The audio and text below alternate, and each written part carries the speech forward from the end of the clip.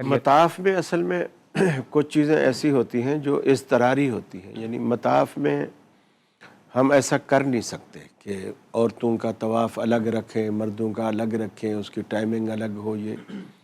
سیدہ عائشہ صدیقہ رضی اللہ تعالیٰ عنہ فرماتی ہیں کہ ہم بھی طواف کرتی، لیکن حالانکہ اس زمانے میں اتنا رش بھی نہیں ہوتا تھا، تو لاکھوں لوگ ہوتے ہیں۔ لیکن فرماتی ہیں کہ جب کبھی مردوں کا کوئی جھنڈ سامنے آتا یا مرد کوئی بھی سامنے آتا تو ہم اس سائڈ سے گھونگھٹ کر لیتی تھی، اچھا، یعنی پھر بھی وہ پردے کا اہتمام کرتی تاکہ مرد ہمیں نہ دیکھے۔ تو اب یہ ہے کہ سعودی گورنمنٹ نے یہ تو کر دیا کہ جو نماز والے حصے ہیں وہاں یہ ہے خواتین کے لیے لکڑی کے پردے بنا کے وہ الگ رکھ دیے، مردوں کا حصہ الگ، اور پھر لیڈیز پولیس بھی وہاں کھڑی کر دی تاکہ مرد اس طرف نہ جائیں اور عورتیں بھی اس طرف نہ آئیں۔ لیکن کچھ خواتین خود زیادتی کرتی ہیں، مثلا جیسے اذان ہو گئی اب طواف کر رہی ہیں، جی اب مرد بھی کر رہے ہیں وہ بھی کر رہے ہیں، جی، اب وہ جب جماعت کے لیے مکبر نے تکبیر کہہ دی، اب وہ وہاں سے مجمع ہے لاکھوں کا، اب وہاں سے جا نہیں سکتے، دوسری صف میں ہے، تیسری میں ہے، وہی مردوں کے بیچ میں گھس جائیں گی، وہی کھڑی ہو جائیں گی، اچھا، یعنی وہ اپنی بھی نماز برباد کر رہی ہیں اور دوسرے کی بھی نماز خراب کر رہی ہیں۔ بلکہ 96 کی بات ہے، میں جب پہلی دفعہ میں حج پہ گیا اور یہ میرا پہلا تجربہ تھا کہ بھی ایسا بھی یہاں ہوتا ہے،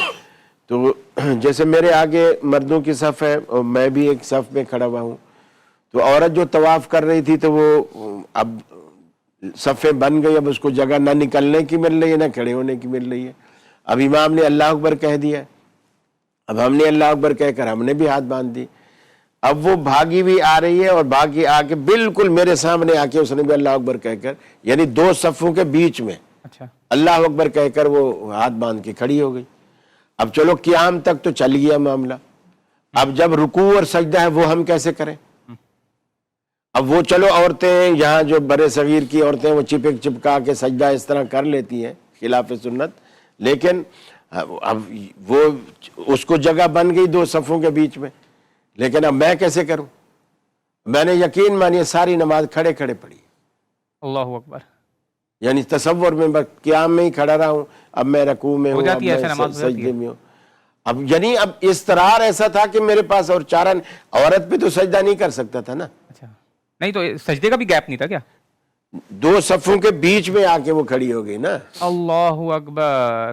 یعنی جیسے ایک صف یہاں ہے اور ایک صف یہاں ہے، اب وہ بھاگتی ہوئی جو آئی تو امام نے اللہ اکبر کہہ دیا، اب وہ یہاں رک گئی،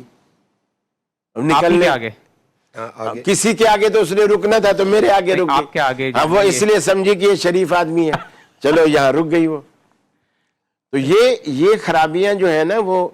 جہالت کی وجہ سے پیدا ہوتی ہے۔ اگر پہلے سے اویئرنیس ہو، لوگ یہاں سے جانے سے پہلے خواتین کو بھی مسائل پتہ ہوں، مردوں کو بھی مسائل پتہ ہوں، جو بعد میں جا کر فونوں پہ پوچھتے ہیں نا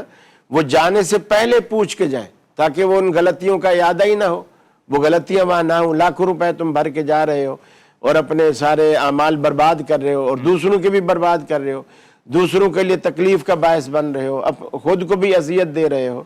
تو یہ چیزیں نہیں ہونی چاہیے۔ اور یہ اس میں میرا شاید ایک عام ترین چیز کی طرف میں لوگوں کو عرض کروں، مجھے نہیں پتا ان کا جو مکتبہ فقہ الحدیث کا کیا فتوی یا اہل تشیع کا وہ خود ہی بیان کریں گے، لیکن ہم احناف کے نزدیک یہ ہے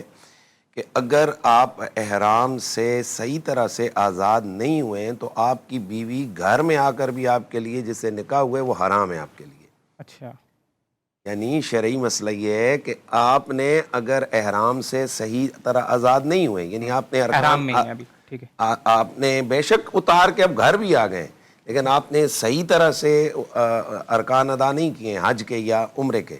تو آپ نے چونکہ آپ پر جیسے ہی آپ احرام میں گئے تھے تو آپ پر یہ چیزیں حرام ہو گئی تھیں، آپ کی بیوی اس دوران جب تک آپ اس سے آزاد نہیں ہوتے آپ پہ حرام تھی۔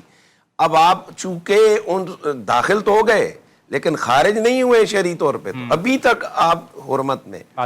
تو اس طرح سے بہت سارے لوگ وہ دیکھیں نا، کہتے ہیں جی مکیوں کے مڑ کے آئے تھے بگڑ ہی گئے، وہ کیسے بگڑتا ہے؟ وہ ایسے بگڑتا ہے کہ وہاں ارکان صحیح طرح نہیں ادا کرتے۔ حج کے موقع پر ہم نے یہ دیکھا ہے کہ لوگ